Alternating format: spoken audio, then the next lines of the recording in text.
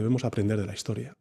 We must learn from history and cannot play Russian roulette with the fate of millions of people. The powers involved in this conflict must immediately cease hostilities and commit to dialogue and diplomacy.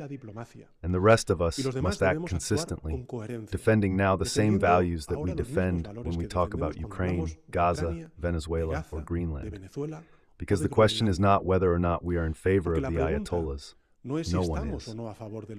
Certainly not the Spanish people, and of course not the Spanish government either. The question, rather, is whether or not we are on the side of international law and therefore of peace.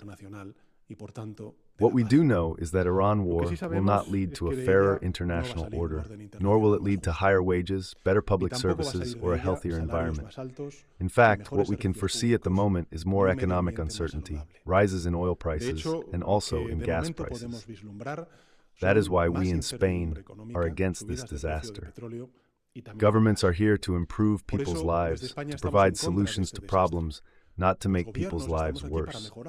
And it is absolutely unacceptable that those leaders who are incapable of fulfilling that mission use the smoke of war to hide their failure, and incidentally, to fill up the pockets of a few of the usual ones, the only ones who win when the world stops building hospitals to build missiles. We will work with our European allies on a coordinated response that can be definitively effective.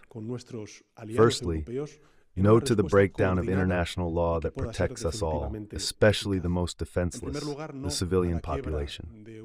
Secondly, no to assuming that the world can only resolve its problems through armed conflict and bombings.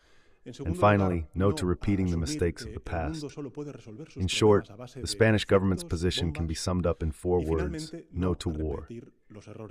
The right word is demand, because Spain is a full member of the European Union, NATO, and the international community. And because this crisis also affects us, Europeans, and consequently Spaniards. And that is why we must demand a resolution from the United States, Iran, and Israel, so that they stop before it is too late.